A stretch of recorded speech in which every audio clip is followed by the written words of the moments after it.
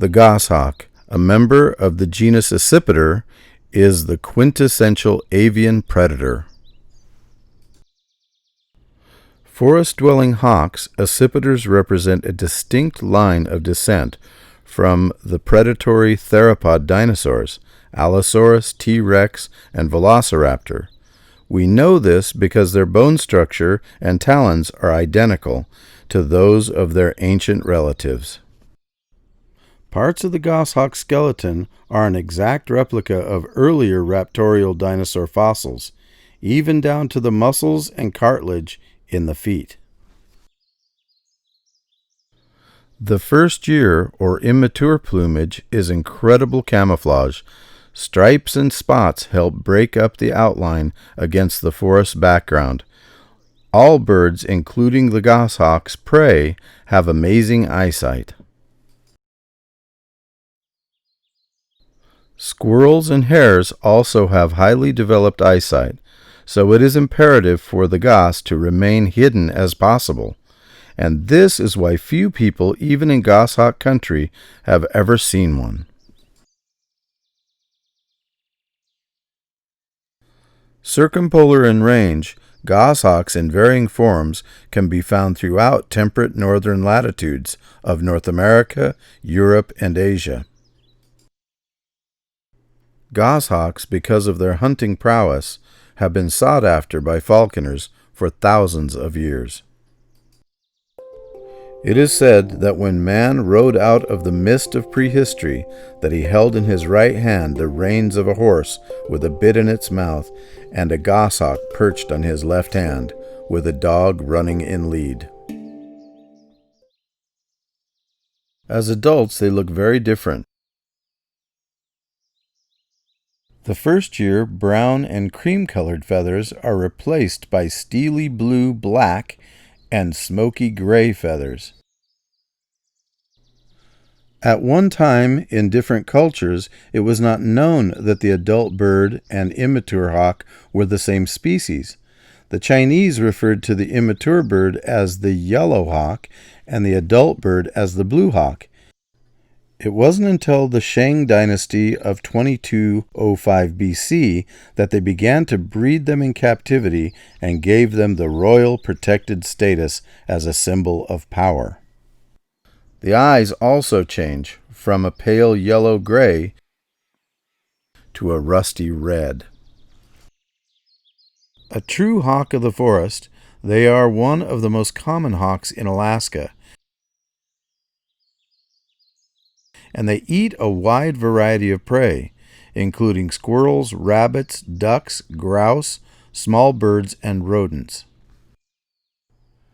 Falconry came to Europe on the Silk Road, and by 1200 AD was the most popular pastime of the royals.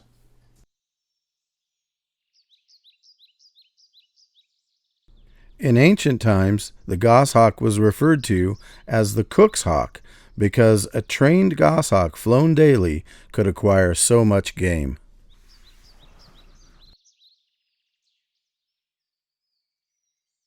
So many cultures around the world have used the goshawk to hunt and provide food for the table. And in fact, the history of this bird is extensive, with the Japanese, the Pakistanis, the Afghanis, the Russians. All kinds of people around the world know this bird well.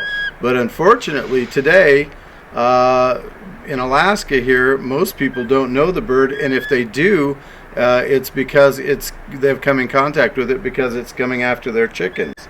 And so the goshawk has gotten a pretty bad reputation as a chicken killer, and here's the reason why. Because the goshawk co-evolved with the grouse. And the grouse and the chicken are very close relatives. They're both in the family Galliform. They act a great deal alike, and they are a magnet for goshawks. And in particular, the young hawks trying to figure out how to feed themselves for the first year of their life will end up coming after your chickens. And that's called baiting. She would like to go hunting. Young goshawks are usually fledging about the middle of August, so this is when you need to start thinking about locking up your free-range chickens, and don't put them out again until springtime. Predation on chickens occurs more often throughout the winter months. So this is an immature female goshawk that I just caught in the pigeon coop. She came out, let's see, what's the date today?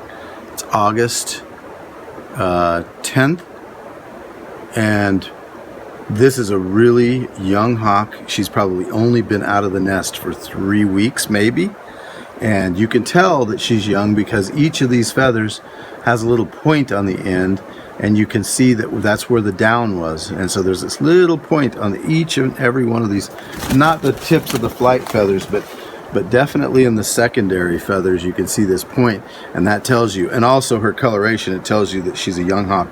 But I just caught her. She was in the pigeon coop and I trapped her there, and so I thought I would weigh her just to see how much she weighs. 1,138 grams. That's a really big female goshawk, and you can tell that she's been eating squirrels because she has a little bite mark right here on her foot. You might want to try and get a close-up of that. Yeah, I got it, Dad. And you can see there's a bite mark there.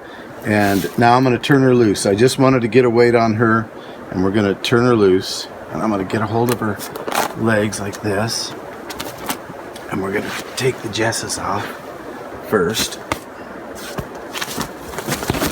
I just put those on because it's the only way you can really control a bird once they've been caught. Okay, oof, oof. Boy, oh boy, oh boy, she's strong.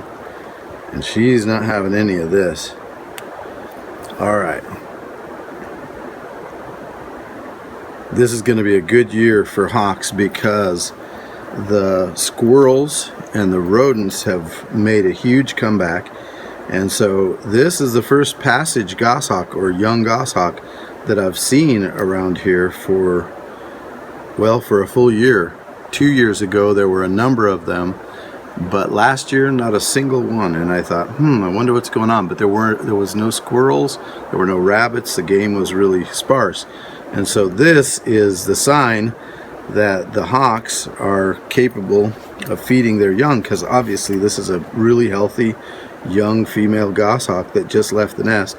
So her parents were able to take care of her and feed her well. And so now I'm taking off the jesses because we're going to let her go. She's had something to eat. If I can get this off. Not easy. Okay, there we go. I got it. I can get a hold of that. And this. Put that in my hand. Alright. And now, all I have to do is take off the hood. And of course the hood is what keeps her calm. She's not very calm, but it's a whole lot calmer than she would be. Now watch when you get to see her face. Oh, look at that. I'm going to put this hood on my ear. Oh, look at her. She sees me now. Okay. I want you to get a good look at her before I let her go.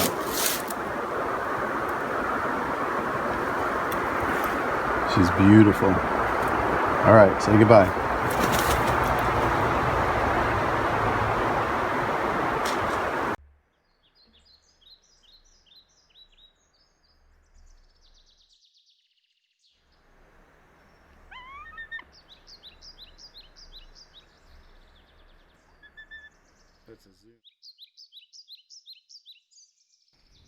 Living in a wild place like Alaska affords Alaskans incredible opportunities and incredible responsibilities. Keeping our livestock, houses, and abundant wildlife safe can be challenging. Chickens are a draw to just about any predator. Chickens must be kept in a secure coop with proper wire mesh. If they must range free, know that there will be losses due to predation. Outside runs are a good option as long as they are covered with poultry netting. Resist the temptation to use old fish nets over your chickens. This will not keep the hawks out, and it is likely to cause injury to chickens and hawks alike. Living in a wild place where you can actually have close-up encounters with wildlife is amazing and is becoming very rare in the world. As Alaskans, we must always challenge ourselves to try to coexist with our wild brethren.